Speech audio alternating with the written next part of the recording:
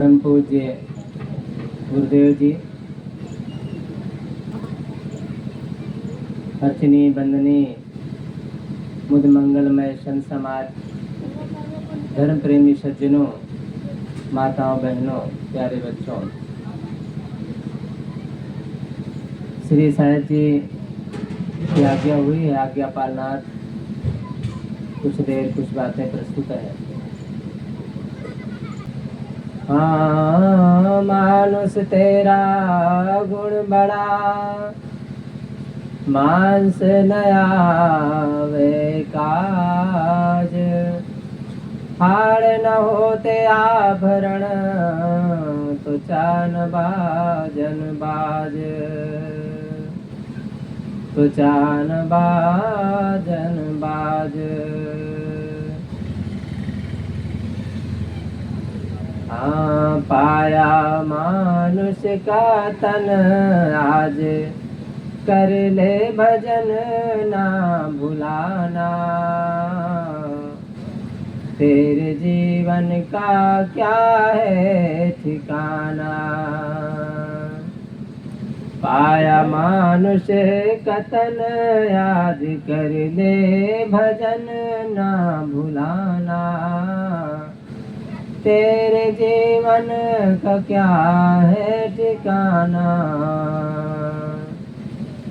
खानियों में भटकता तू आया, आज अवसर नर तन को पाया। खानियों में भटकता तू आया, आज अवसर नर तन को पाया। भाग तेरे जगे दांव ऐसे लगे मुक्ति पाना, मन को विषयों से अपने हटाना। पाया मानुष का तन आज, कर ले भजन ना भुलाना, तेरे जीवन का क्या है ठिकाना। तेरे जीवन का क्या है ठिकाना। हाँ, स्वप्न की संपत्ति में न भूले, देख दो दिन की माया न भूले। स्वप्न की संपत्ति में न भूले, देख दो दिन की माया न भूले। मृत्यु के बाद सब रहे तेरे, कब घर खजाना, फिर तो क्यों हो तैने में दीवाना। पाया मानुष का तन आज, कर ले भजन ना भुलाना, तेरे जीवन का क्या है ठिकाना। तेरे जीवन का क्या है ठिकाना। मृत्यु आकर अचानक धरेगी, तेरे सब अक्ल कुछ ना करेगी। मृत्यु आकर अचानक धरेगी, तेरे सब अक्ल कुछ ना करेगी। याते साधन में मन कर ले अपने लगन दूर जाना, क्यों तो पथ में है बैठा भुलाना। पाया मानुष का तन आज, कर ले भजन ना भुलाना, तेरे जीवन का क्या है ठिकाना। तेरे जीवन का क्या है ठिकाना। हाँ, विष के वत भोग को छोड़ दे तो, जगत से चेत को मोड़ ले तो। विष के वत भोग को छोड़ दे तो, जगत से चेत को मोड़ ले तू। नित सुता रूप भज मन के अध्यास तज मद जलाना। शांति अभिलाष अपने में पाना, शांति अभिलाष अपने में पाना। पाया मानुष कतन आज कर ले भजन ना भुलाना। तेरे जीवन का क्या है ठिकाना, तेरे जीवन का क्या है ठिकाना। चतुर विलास साहब जी रचित यह भजन कितना मार्मिक है। पूरे जीवन की बात मानो इसमें बताई गई है। मनुष्य जीवन मिला है तो भजन करो, नहीं अंततः स्वप्न में जीवन बीत जाएगा। अनेक जन्मों में न जाने किन किन खानियों में भटकते रहे, स्वप्न में जीते रहे, अंततः मौत आती है लेकर चल देती। जिसके जीवन में भजन होता है उसको मौत मानो सिंहासन पर बैठा कर ले जाती है। मनुष्य के जीवन में उसका गुण ही महान होता है। मानुष तेरा गुण बड़ा, मांस न आवे काज, हार न होते आभरण त्वचा न बाजन बाज। मनुष्य जीवन तो मिला है लेकिन उसमें गुण ना हो तो जीवन का कोई मोल नहीं है। कुछ ऐसे लोग भी हैं जो मनुष्य का तन तो पाए हैं लेकिन नाली का पानी पीते हैं, उनके जीवन का कोई मूल्य नहीं है। जैसे तैसा रहते हैं, जैसे तैसे जिंदगी जीते हैं, दौड़ते हैं, भागते हैं, सर पर बोलते हैं। वो तो पागल में उनकी गिनती होती है। लेकिन कुछ ऐसे लोग हैं जो अपने को पागल नहीं मानते हैं, समझदार मानते हैं,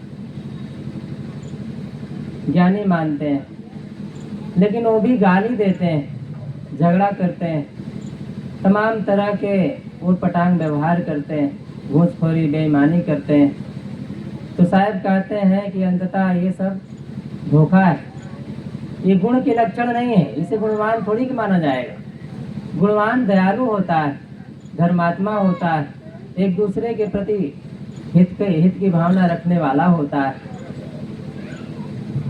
खुद ना खा करके दूसरे को खिलाने वाला होता है, अथवा खुद भी खाता है दूसरे को भी खिलाता है, ऐसी भावना रखने वाला होता है। तो साहब कहते हैं कि अंततः ये सब यही रह जाएगा, छूट जाएगा, ये चाम काम नहीं आएगा, आपके गुण काम आएंगे। तो अपने गुणों का कहाँ उपयोग कर रहे हैं? देखो, गुणों का उपयोग लोग किए तो कितनी सुविधाओं का लाभ ले रहे हैं। एक समय ऐसा था पैदल चलते थे, चप्पल भी नहीं होता था।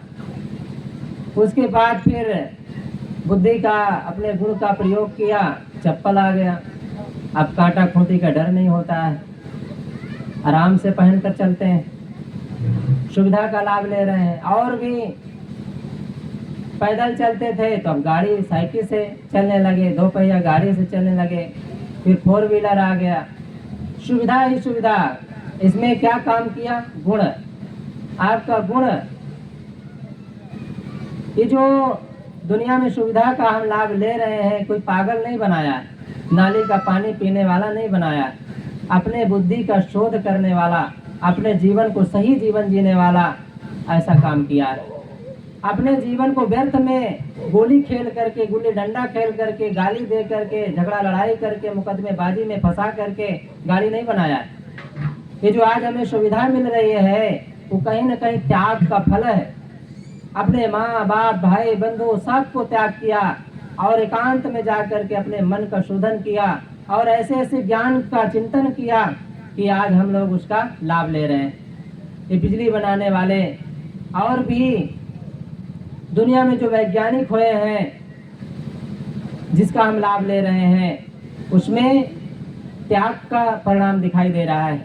आज जो संत गुरुजन हमारे सामने बैठे हैं, हमारे जीवन में भजन की बात बताते हैं कि भजन करो भगवान का, भजन करो भगवान का, विलम्ब करो ना कोई, ना जाने इस देह को कौन घड़ी का होए। याद दिलाते हैं कि भाई भजन करो, कब इस देह का कब क्या हो जाए कोई भरोसा नहीं है, इसलिए जीवन को समझो। भजन क्या है? भजन अपने मन को देखना ही भजन है। सदगुरु कबीर साहब के पंथ में जुड़ करके भजन की बात न पता हो तो आश्चर्य की बात है। पत्थर पूजने वाला भजन न जाने तो कहा जा सकता है, क्योंकि पत्थर का पूजने वाला कुछ नहीं जान पाता। एक तंबाकू नहीं छोड़ पाता है तो भजन क्या जानेगा। लेकिन संतों को पूजने वाला भजन न जाने तो आश्चर्य की बात है।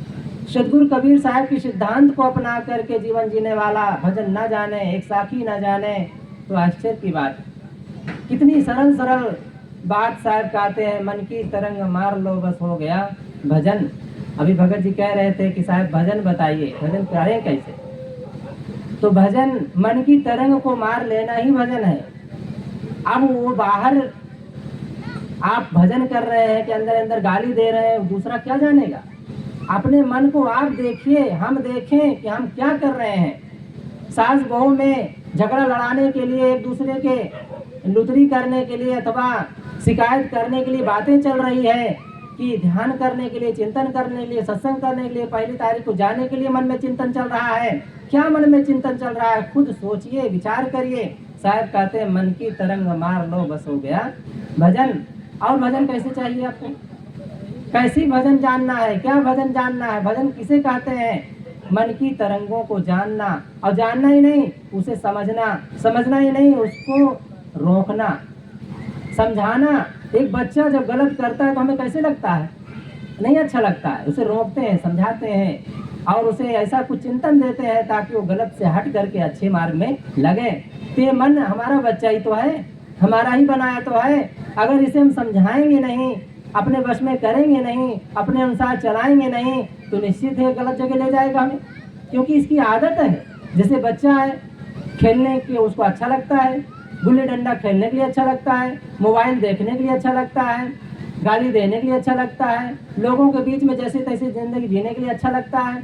लेकिन माँ बाप उसे समझाते हैं, बताते हैं कि नहीं बेटा, अगर तुम ऐसा करोगे तो पढ़ नहीं पाओगे, तुम ऐसा करोगे तो संतों को नहीं जान पाओगे, अच्छे महापुरुषों को नहीं जान पाओगे, सत्संग क्या कहते हैं, सत्संग किसे कहते हैं नहीं जान पाओगे। तो समझाया जाता है, तो समझ जाता है कि पिताजी सही कह रहे हैं।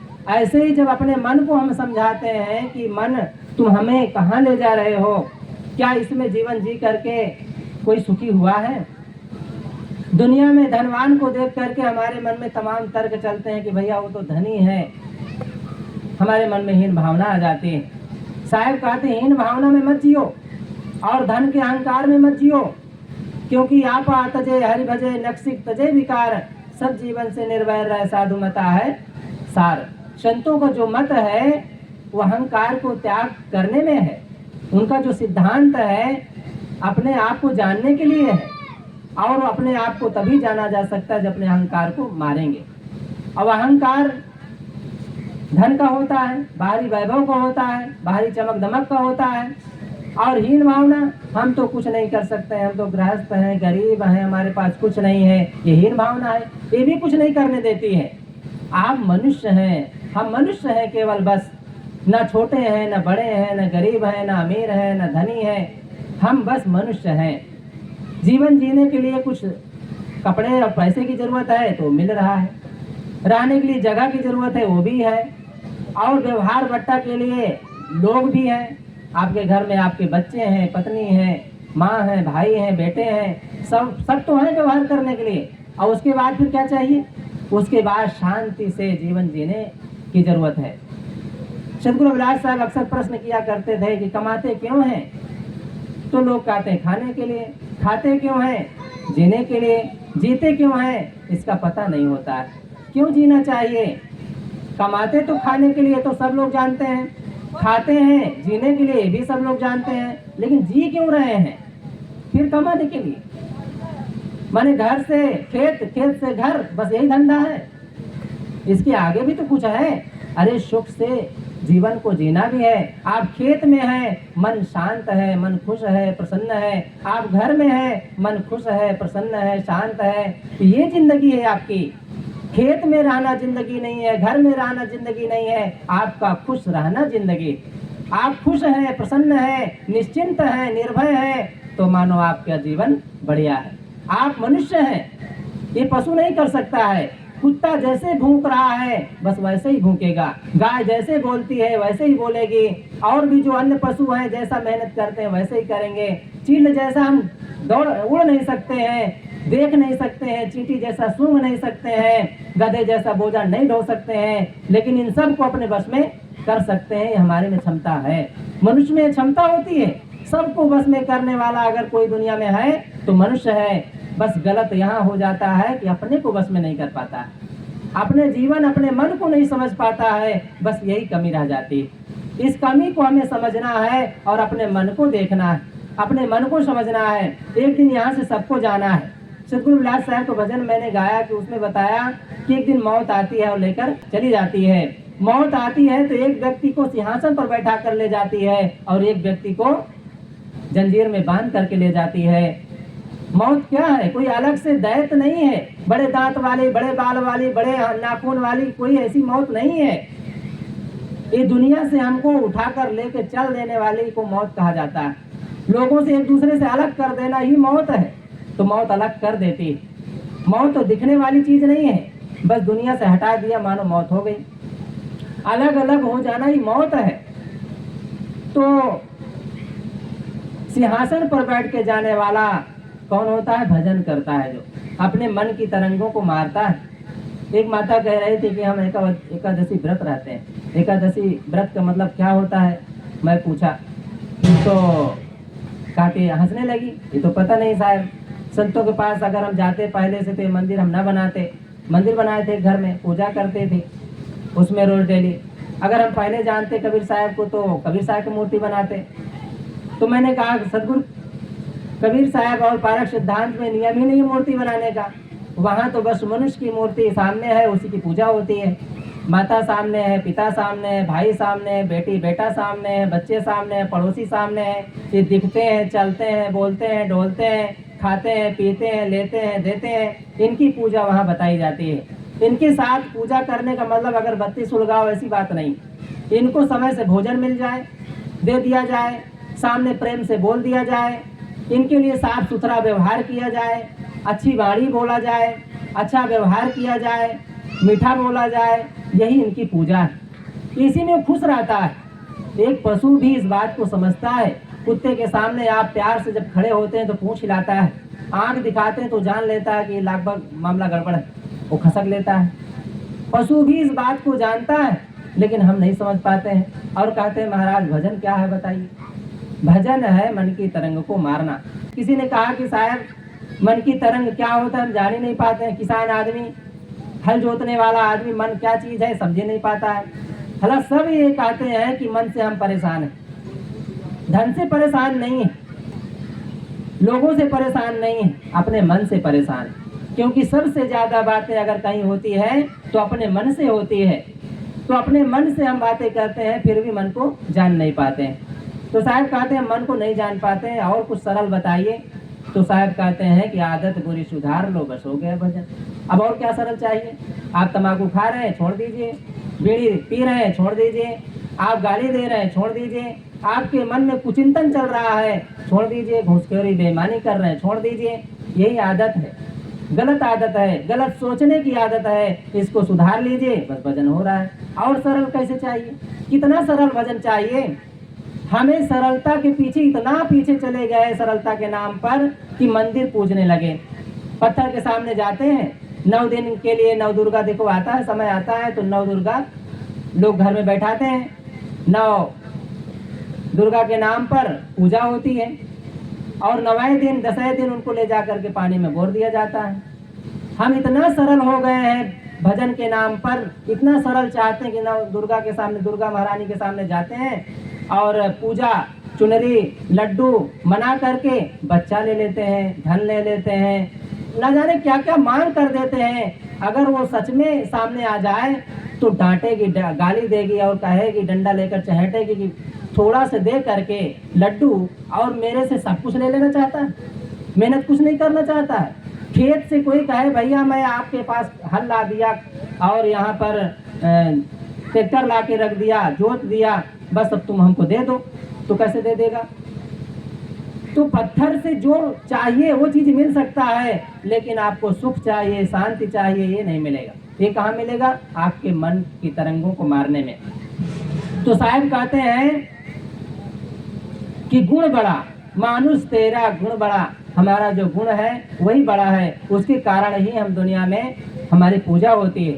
पूजा का मतलब है कि हमारी मान्यता है, सम्मान है, इज्जत है। अगर आप गुणवान नहीं है, घर में एक बच्चा कम बुद्धि का हो जाता है, लोग उसकी तरफ देखना भी नहीं चाहते हैं, केवल उसे चारा करवाते हैं, पानी करवाते हैं, पानी भरवा लेंगे और कुछ झाड़ू लगवा लेंगे। बहुएं भी नई नई आती है, उसे दिन भर काम लेते रहेंगे, लेकिन बुद्धि वाला काम उसे नहीं लेंगे, मेहनत वाला काम ले लेंगे। पर सोचो कि उसे कुछ दिमाग वाला कह दें कि भाई हमारे बेटे को पढ़ा दो, हमारे बच्चे को थोड़ा से लोग खिलाओ, तो ये सब नहीं बताएंगे, काम खूब लेंगे। कहने का भाव ये है कि बुद्धि नहीं होती तो उसकी इज्जत नहीं होती है। आपकी बुद्धि, आपका गुण ही आपको इज्जत दिलाता है, सम्मान दिलाता है और आपके भजन में वो काम आता है। तो बुद्धिमान बने, ज्ञानी बने। आज बुद्धि का ही विकास दुनिया में दिखाई दे रहा है, लेकिन उसे भजन के लिए प्रयोग नहीं किया जाता है, बस ये कमी है। तो हमें अपने बुद्धि का प्रयोग हर जगह करें, अपने विवेक का प्रयोग हर जगह करें, लेकिन भजन के लिए भी करें, अपने मन को समझने के लिए भी करें, अपने जीवन बड़े भाग्य से जीवन मिला है इस बात को समझने के लिए भी करें। क्योंकि जब तक इस बात को नहीं समझेंगे, ये हमारा घर काम नहीं आएगा, हमारे बच्चे काम नहीं आएंगे, हमारे शरीर काम नहीं आएगा, किस काम का? अंततः ये धोखा में बदलता चला जाएगा। इसलिए सदगुरु कबीर साहब कहते, मानुष तेरा गुण बड़ा, मांस न आवे काज, हाड़ न होते आभरण तुचा न बाजन बाज। साहब डॉक्टर को नहीं कहा कि डॉक्टर साहब बड़े गुणवान होते हैं, मास्टर साहब बड़े गुणवान होते हैं, वो मनुष्य को कहा।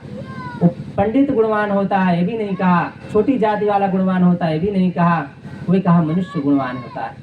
मनुष्य अपने गुणों से पूजा जाता है, इसलिए मनुष्य बन करके हमको जीना है। नार नहीं बनना है, नारी नहीं बनना है, छोटा नहीं बनना है, बड़ा नहीं बनना है, गरीब नहीं बनना है, अमीर नहीं बनना है, हमें केवल मनुष्य बनना है। मनुष्य बनेंगे तो अपने आप महान हो जाएंगे। संतों के पास हम आते हैं तो हमें भक्त बना देते हैं। भक्त बनाने में भगत जी लोग कहते हैं, छोटी जात बड़ी जात नहीं का नाम नहीं लेते हैं, आपको धनी गरीब अमीर भी नहीं कहते हैं, आपको बस कहेंगे भगत जी, भगत जी यहाँ आइए, भगत जी वहाँ आइए। आप पर विश्वास लोग करने लग जाते हैं। संतों ने आपका मान बढ़ाया है, हमारा मान बढ़ाया है, हमें ऊपर उठाया है, इसलिए संतों की महान कृपा है, उनका उपकार है, उनके सत्संग करें। सदगुरु कबीर साहब आदेश देते हैं, संगत कीजिए साधु की, हरे और की व्याधि, ओछी संगत क्रूर की, आठों पहर उपाधि। तो उनकी संगत करके ही हम अपने जीवन को समझ सकते हैं। मैं कुछ देर कुछ बातें कहने का प्रयास किया सदगुरु कबीर साहब की साथी के माध्यम से। मानुष तेरा गुण बड़ा, मांस न आवे काज, हाड़ न होते आभरण तुचा न बाजन बाज। यहीं पर अपनी वाणी को विराम देता हूँ। एक बार जोर से जय बोले, बोलिए सदगुरु कबीर साहब की, संत समाज की, भक्त समाज की, साहेब बंदगी साहब। अब परम पूज्य श्री राम साहब जी, जिन्हें आप जानते हैं, बड़ी देर से आप मन में सोच रहे हैं कि जल्दी से साहब की तरफ नंबर लगे, तो मैं आपसे करवत निवेदन करता हूं कि आप अपने ज्ञान गंभीर विचारों से हम सबको लाभान्वित करने की कृपा करें। शाही बंदी साहब।